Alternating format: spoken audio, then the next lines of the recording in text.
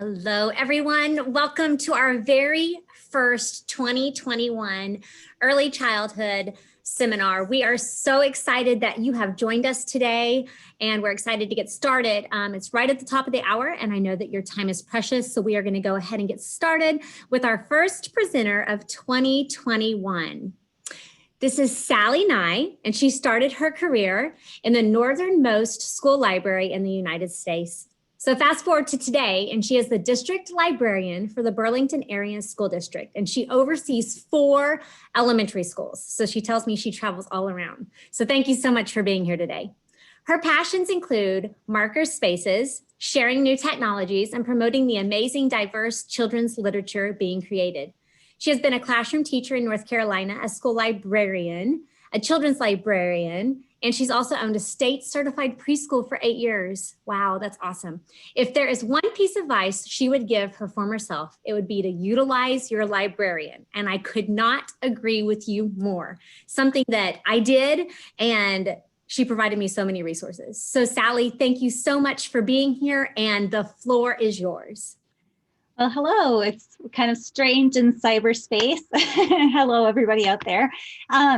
Yeah, I'm very excited to be here and to talk about various resources. I know especially during COVID times, there's been a lot more resources even opened up.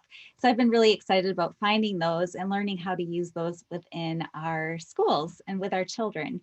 So yeah, so we'll get on with the program today. So the first thing I really wanted to point out today is I remember being that young educator, and I started off in North Carolina. I didn't know anybody, and I thought I had to do everything myself. And that continued, like, especially when I owned a preschool too. You are by yourself with children all day, and it gets lonely, and it's a lot of work to try to get all those ideas and make everything happen. So I think the biggest thing to remember as you're starting off in your career is that you are not alone. There's a lot of resource people out there to help you out. And so if you're in a school or if you're in your community, your public librarian, those people can do a lot of things for you. So they can provide story times. And in fact, when I was a children's librarian, I actually went to local preschools, in-home daycares, and different people's homes to provide story times too.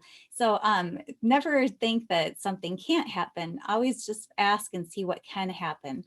And if you ask them if they have any books on themes, they'll pull whole boxes of resources for you. Sometimes there's fun puppets that go along, or puzzles, or other materials that you might want to use. STEM projects, those have gotten really popular. So science, technology, engineering, and different things that go with that. And so sometimes they have some really fun electronics programs and things like that that can go along with your themes as well, that the kids love to do. Digital resources, there's a lot of online resources that you can use with your children that they can pull for you. Author visits, I just paired up with the public library this year, and we provided an author visit for our various families and students in the district. So just the students seeing the actual person that wrote their story is really exciting for everybody. And the most important thing, if there's a resource you really want, don't spend your pocket money all the time. Librarians live for requests. We love hearing what people want to have. So make sure you bring your requests in and say, can you get this series? Can you get these books? And most likely they will. And so I see a lot of teachers that they're like, oh, I had to buy this book. And I go, why? Let me buy that for you. So don't use your own money. Make sure you're using your librarians. With the library, I know that sometimes I looked at our very own library website in the public library, and I know that the first time you go there, it's kind of overwhelming. There's a lot of things to look on those websites. So I just was going to give you just a really basic overview of the things that you can find there. Usually there's kids and teens, and they'll talk about programs coming up. There's a lot of different programs for families and youth, and they have links, they have ideas of what the kids could read next. I know our library is doing curbside pickups. You don't even have to go in. They can just bring it to your car right now. And you're also going to see a lot of resources. There's a lot of online, there's audiobooks you can listen to. There's magazines, any magazine you've ever wanted to read, you can get for free right through your public library. So Flipster has that. And there's a bunch of databases for research information. lots and lots of online things. Now, your public library might look a little bit different. So I went to the Madison, and you're going to see that most libraries have that same kind of area that you can look. So you can see there's the kids programs. There's their account where you can look for things. Here's the audiobooks. So they might be in different locations, but on every single site, you're going to find those same things. Another fun thing is it shows you fun upcoming events, like they have craft noons. So you can go in and do crafts with kids sometimes, and there's different themes. So don't be afraid to find out what's going on and to make use of that. Now, my program today, I was going to talk about a lot of the free resources that you do have available to you. And I was going to start off with digital resources, and then we'll end today talking about some of my favorite literature and books that you can use with children. So let's start off with those free digital resources. Some of the greatest programs out there are free right now, like I said, and Starfall is just a really fun program that you can use with kids. I am going to share these slides at the end of my presentation, and there's a lot of really great links that you can go in and try a lot of these things out. So I'm going to go to Starfall right now, and you can see that this is a really great site to use with kids. You can choose kindergarten or grades 1, 2, and 3. And in the kindergarten, you can see that there's math songs, number songs, all of them are little catchy songs and games that kids can play that really reinforce concepts. So they have seasonal, you can build snowmen, there's the different colors you can learn. There's all your little nursery rhymes that you can learn with kids, and all the alphabet letters have a little song too. I used to use that with my preschool kids and they loved it. So it's a really fun site to go and just learn those basic skills. And it's free. Another great site is Reading is Fundamental. I know especially right now, it's hard to go in and have those story times. A lot of things are closed right now. So this does have a whole page of read alouds of some really great books, like If You Take a Mouse to School, Balloons Over Broadway. So a lot of these are just free read alouds that you can have your kids watch. One of my favorite digital resources right now is Epic. There's like 40,000 books, and they're really good books too, like the Unicorn series. There's read alouds, there's the little nursery rhymes that sing along for the kids. Just so many books. It's almost overwhelming how much is there.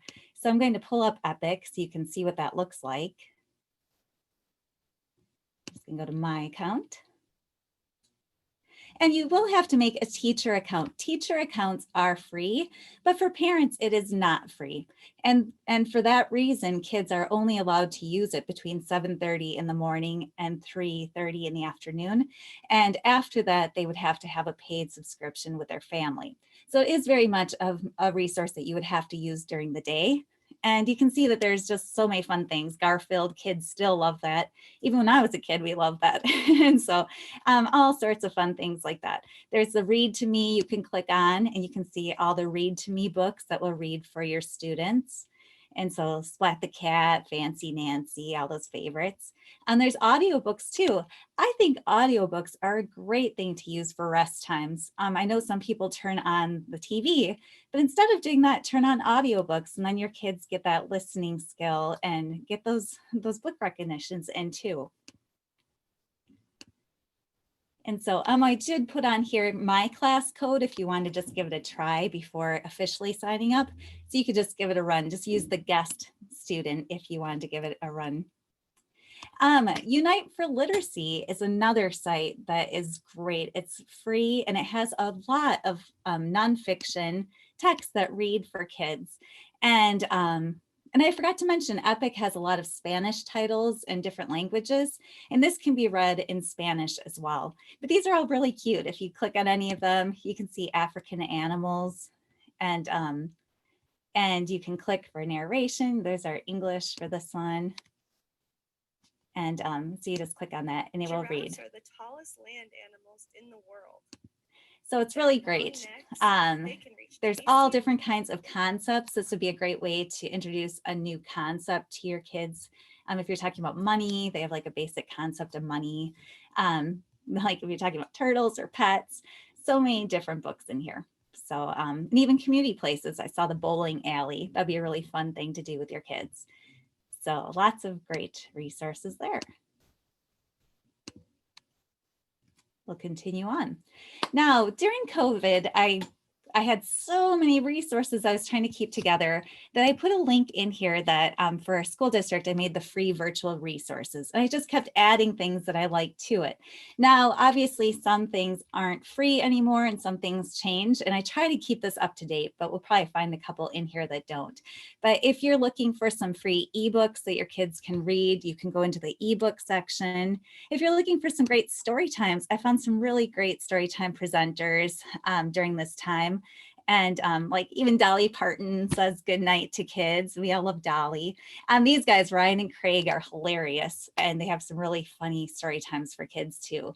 So if you go into any of these, Storyline Online has famous actors that present story times.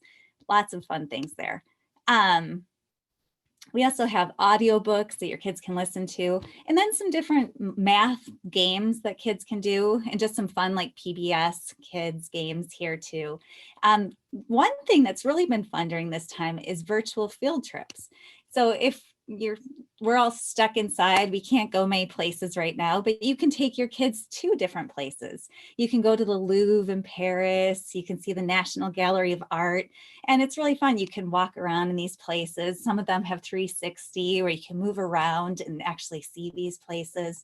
And sometimes they have experts talking about what you're seeing. So it's really a fun idea to just do something different and go for a tour. You could even take them to the San Diego Zoo or see an opera. The Met Opera is even on here. So something different and fun that you could do with your students. There's also some apps down here if you have any iPads or anything like that. And I know some of you haven't gotten into that job that you want to be in yet. So these are just a good way to get some ideas of things you might want to use in the future and to know to go talk to that librarian wherever you end up so you can get some of those to use. So yeah.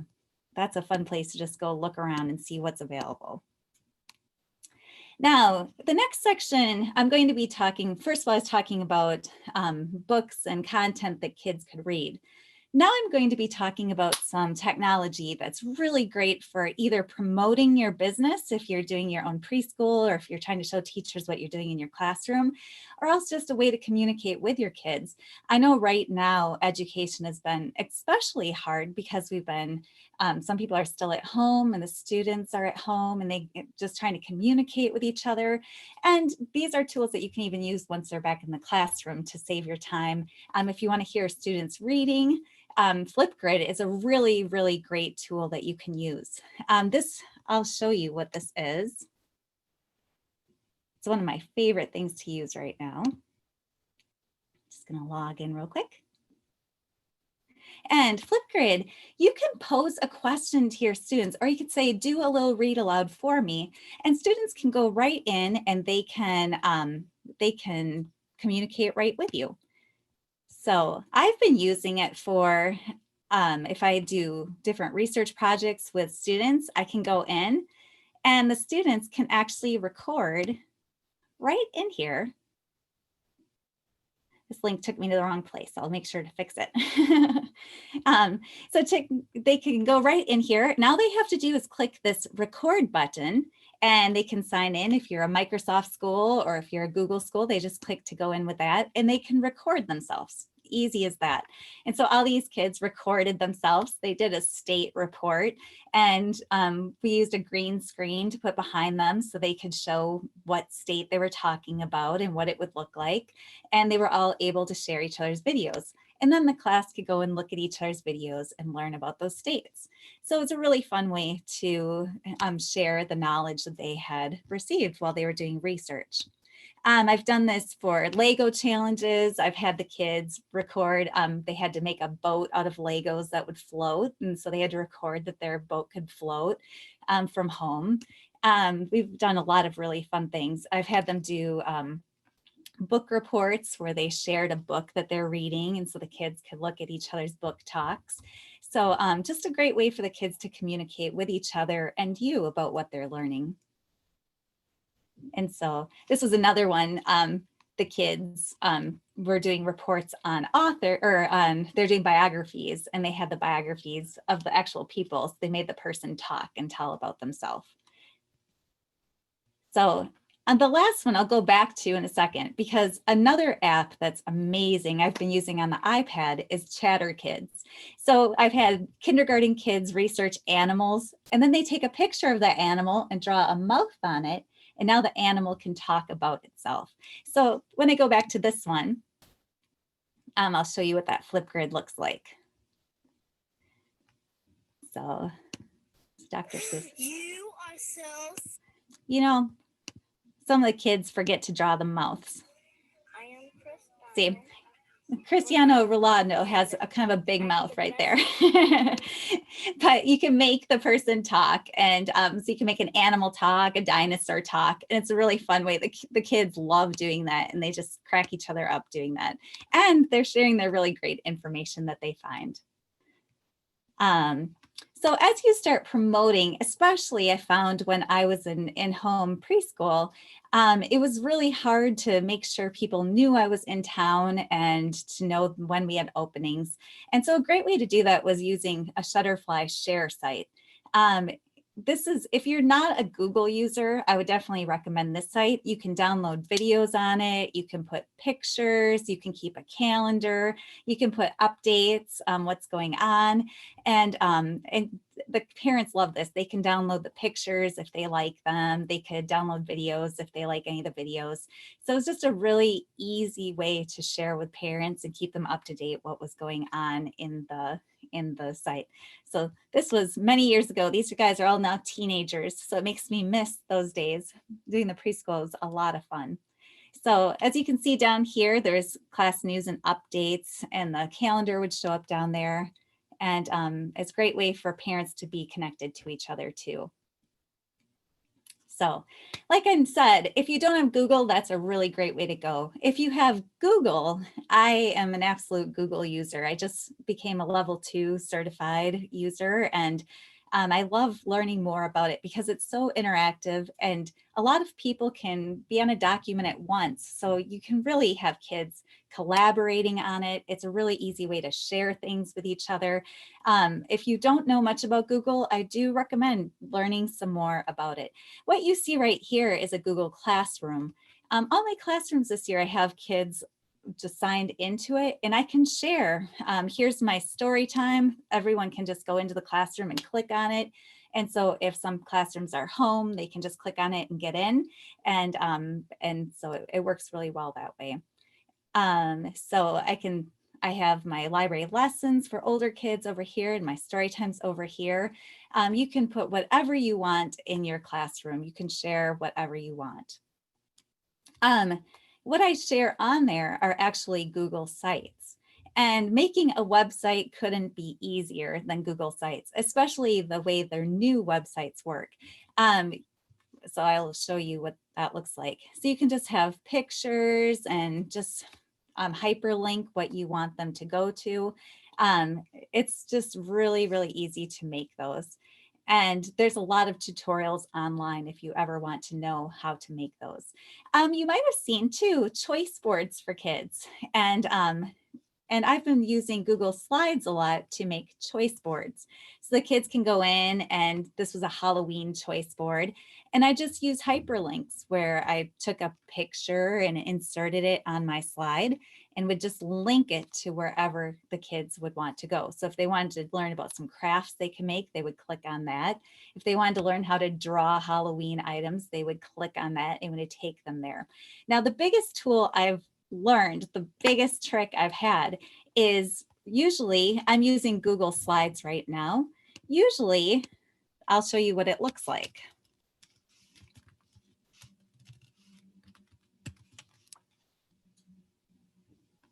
Usually this is what you would be showing. And I didn't want kids to be able to change my things, or I didn't want the view to look like this where things can be edited. So today even I'm doing a different view of it. If you look in the URL, the address at the top, there's always going to be a backslash, the last backslash, and you're going to see a question mark with edit. If you delete the word edit and type present instead, it automatically goes into a present mode. In this way, you can still move it around your screen. It doesn't go into that present mode where it takes up your whole screen and you can't get to other things. It's just a really easy way to be able to look at this and use it. So I do have, let me go back to my spot now that I put us all in the wrong spot, right? Here we go. Why isn't it going? Oops, because it linked me off, that's why. There we go. Technology, just when we think we're on top of things. So I do have that on there. If that was a little confusing, I did try to make that make sense. So the URL, it's a long, googly jub, and it says edit. And all you have to do is find that edit next to the question mark and change it to the word present. And it's a really great way to present those choice boards with students. And I know that's a really brief overview of what those choice boards are. And if anyone is interested, I do have a contact address, and I'd love to give you more directions if you are interested in those choice boards. And so moving forward, I do have more advice. Besides librarians, there are other people out there too. And I'm not sure if some of you try to join in people's blogs or if you listen to a certain podcast, but do go find experts. I was looking at some of the great ones out there in this Teach Preschool. There are such excellent literacy and STEM activities all over her page. I could have spent a whole day there. And Happy Hooligans, I love craft projects, and this one just had a billion that looked really fun for kids to do. So make sure you get out there and find those really creative, fun people that are posting those interesting things that they're making. So that was kind of the technology side of it. Let's go into the literature side. I love children's literature. There's so many interesting books being made, so many great topics being addressed. And in here, I do have some really great resources for you to find the best of that literature to share with your students. And so reading aloud is one of the most important things parents and teachers can do with children. Reading aloud builds many important foundational skills, introduces vocabulary, provides a model of fluent, expressive reading, and helps children recognize what reading for pleasure is all about. And this was posted by Reading is Fundamental, a really great website with a lot of great reading research on it. So if kids are going to be good readers, they have to hear that reading. They have to hear the expression that we can use with it. They have to see the joy that we can have with it. So let's make sure that we are bringing that to our kids. And so those beginning readers, they are so fun. They're acquiring their language skills quickly. They enjoy the sound of language, even nonsense words. I'll say especially nonsense words. We can see Piggy and Elephant here. If you don't know Piggy and Elephant by Mo Willems, that's the first series I'm going to demand that you get out there and look at. In this series, we have a really funny pig and elephant that are best friends, but they're a little bit different personalities. But I will say that nonsensical word, they say the word banana in a book, and it's the funniest thing they've ever seen. And kids soon think it's the funniest word too. So I always find those nonsense word books, they're hilarious. And in this age group, we have a lot of books that you can play with. Tap to play, the kids are instructed to tap and shovel the book and fan it so he can fly. And so just being interactive with those stories. Bunny slopes too. You have to help the bunny get down the slope and jump over a crevice and try not to hit a hole. And the kids are all moving back and forth, trying to move with that bunny. And it just becomes a real immersive experience for those kids. An author that really gets this age group is Jan Thomas. She has really bright, beautiful pictures, and she really gets the audience involved. Can you make a scary face? Can you be part of this? The Rhyming Dust Bunnies was my son's favorite book for a whole year. I had to read it every day for a year. So one of my favorites now too. Another way to really get these young readers involved is music. Eric Litwin has some excellent Pete the Cat and the Nuts books. And I forgot to mention on these slides that I'll share with you, each of these boxes over here with the author, it does link you directly to their website. And Eric Litwin has all the songs from his books connected to it. And so you can listen to all your favorite songs and actually learn the tunes so you can read better to your students. Todd Parry is another excellent author for this age category. He has those bright pictures. Have you noticed just the bright primary colors, those really basic pictures that the kids can really draw into. So he really brings about those really essential concepts too, like what is a family? It's okay to make mistakes. Just you are awesome. Just all those basic things. He has an earth book, how we can take care of the earth. So if you're looking for great concept books to introduce new topics, he's a great one to look for as well. And as I mentioned, Mo Willems, can't forget him. We are in a book, Don't Let the Pigeon Drive the Bus.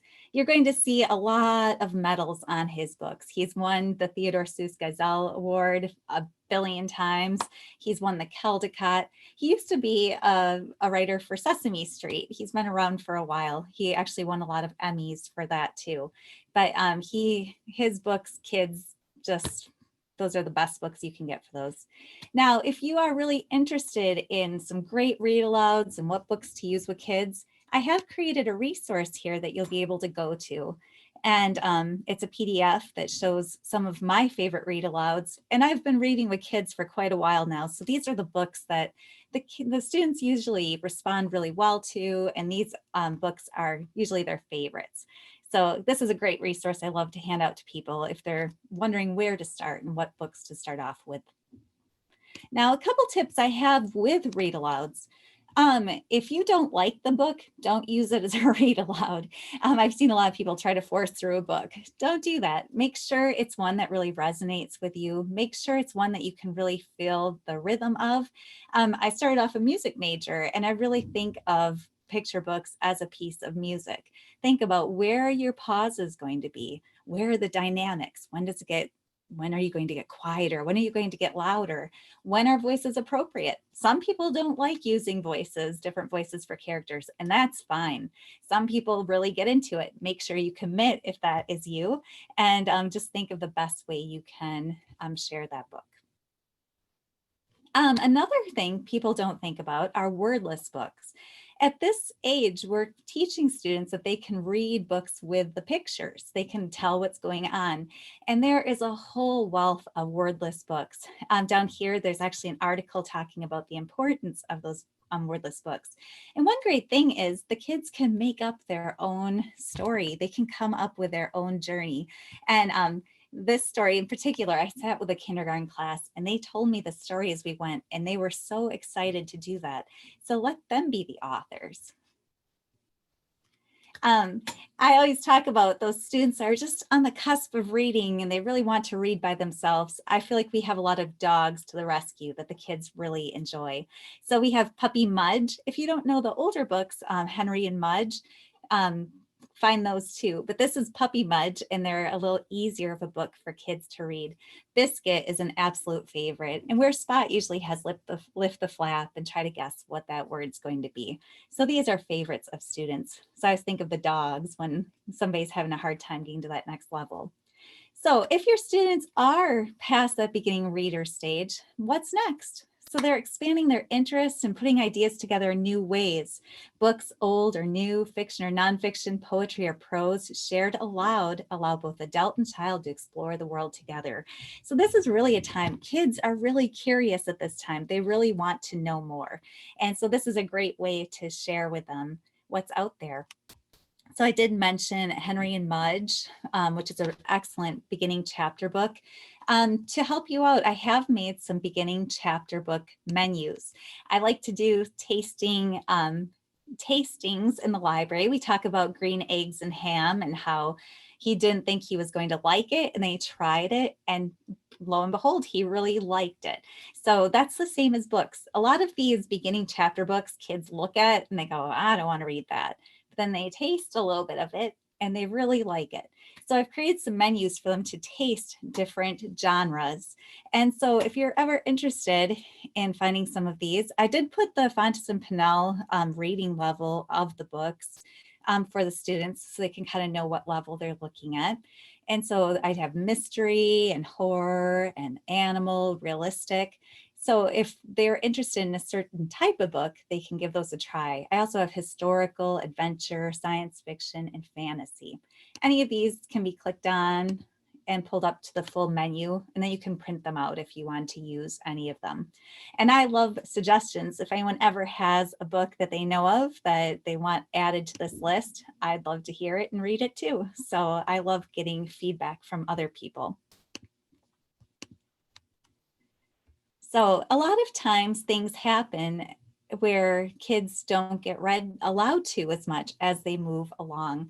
And I really feel that our love of language and our love of story really needs to be shown in read alouds. So make sure that as your students or even your own children get older, make sure you keep sharing that love of read aloud. And it really helps with really tough topics. This book, The Breaking News, was just shared by an author. And my kids, I noticed at home, have been feeling really kind of anxious and sad. And I noticed my husband and I are on the news a lot more and looking at our phone and a little more upset because a lot of things have happened in our country. And this was a really great book that just talked about these children seeing their parents upset and the adults around them upset and wondering what they can do about it. So there's so many books that tackle those tougher topics. And I read this with my daughter and immediately she felt better and she really loved it, that we could talk about that topic and she didn't have to feel so bad. So it's a really great way of knocking down those barriers and walls with our students. And along with that are powerful reads. Some of you might have heard of Wonder before. And I just love this quote: courage, kindness, friendship, character. These are the qualities that define us as human beings and propel us on occasion to greatness. And I feel like a lot of these books can help us realize what greatness can be. And there's a lot of historical books. Hey Charleston, about some poor children that form a band and find themselves. I just read The Cart That Carried Martin yesterday, talking about just the humble cart and the humble donkey that pulled the body of Martin Luther King Jr. through the streets, and all the homage people paid to him and just how important he was. Two friends, Susan B. Anthony and Frederick Douglass, they had a friendship and they would meet together and talk about attaining their rights. I never knew that was a thing. I learned so much history through children's books. Different sports, just learning about our first Black players, how baseballs worked, and a desperate teacher that needed a game for his students, Hoop Genius, the beginning of basketball. There's been so many books about strong women from history too. So we have our astronomers and doctors and spies. And a great person to get into history is Lauren Tarshis. Her I Survived series is really a great one for those students that aren't quite sure about chapter books, but they just really set them up well. And they're really adventure packed and a really great read aloud too. But if you're looking for a really great read aloud, Kate D Camillo can't be missed. Her Miraculous Journey of Edward Tulane. I have two teenage boys. In the summer, I sat down to read with my daughter and they weren't gonna have anything to do with this book. And as I read, by chapter 2, they had crowded in and they sat through that whole book. They just wanted me to keep reading. We read the whole book in a day and we were all crying at the end. So she just has a beautiful, beautiful writing style that's really fun to listen to. And so make sure you check her out. Now, some of your children and students are going to want to read the same book again and again and again. And I did some research on that and I found, it's really not a bad thing. Usually those are kids that are struggling a little bit in the classroom, and it really gives them a challenge. It gives them a plan. They know what they have to read to make through the whole thing. They're familiar with the characters. So each book they get to learn a little bit more about that character, and their comprehension increases with each book in the series. And can you imagine how accomplished they feel after they get through a whole series of books? So, and now they're the room expert too. So a lot of really great things about being an expert on a series.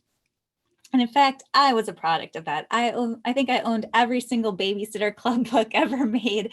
And now they made the graphic novels. I was super excited to read those with my daughter. So, and I turned out to be very well read. So I feel like we don't have to worry about that and just let kids come into reading as they need. And that's one point I just want to point out too. Some teachers come into the library with their class and really have an expectation of they can only get one thing. But I really want people to remember that the library is really the kids free. It's their free land. A lot of them don't get to go to public libraries on their own. This is their first chance to choose whatever they want. And even if it's a chapter book the first time, I'm like, you know what, let them try it out and just take it home. And eventually those kids find that they can't read them. They're kind of boring. And they go to that picture book and they find something that they do like. So I feel like us as adults need to kind of give them freedom to have that free choice. And that's what leads them to be a lover of reading. So along with that, graphic novels, they're finding how important graphic novels really are and how high the vocabulary is in them compared to just a regular chapter book. So because they can use visuals to go along with that higher vocabulary, kids can attach themselves to it. And Renae Telgemeier is one of the best of graphic novels. And if you haven't seen those around yet, you will. The kids love Smile and Sisters and all of those books. So like I said, they teach new vocabulary. They have visual literacy skills they teach. They reinforce left to right sequencing. They give a deeper interpretation of stories that kids can really latch onto. And it's a quicker way to read books for kids that don't have that stamina yet. Now, as you're looking for other great books to share, there are the ALA Awards, the American Library Association. Every year, the Caldecott, the Newbery, and the Theodore Seuss Geisel Award is given out. And I know that's going to happen very soon. It's at the end of the month that it's always announced. So we're getting excited for that. And if you want to go find their webpage, it's right down there. And another place I really love to go, we're lucky in the state of Wisconsin to have the CCBC. The Cooperative Children's Book Center, and they have so many book lists and book recommendations. And every year they come out with a resource called Choices that gives the best of the year in science books, history, picture books, board books, everything, any kind of book that you're looking for. So I know I went through that quick, and I don't know if I can. I know there's no way to get actual feedback here. Just talk to myself here. I know that, but I do have my email right here. If you do have any questions or would like any more information about any of those topics, if you would like a copy of this presentation, just copy this URL down and you can go in and try out some of those resources and yeah, and hopefully find some resources that you can use. Sally, we can actually have people come online and perfect. Questions. So if anybody does have a question, you can type it in the chat box now, or you can go ahead and just turn your microphone on and come on. I know she's happy to answer anything that I love doing that. Yes. Yes. So I'll give you just a few minutes to come on and ask questions. She is here and had some really great information. I know our students are going to love this. It's perfect. I'm not finding the chat. It might be down at the bottom or up at the top. I'm going to turn off the recording so when people do come on, it can kind of be a private conversation.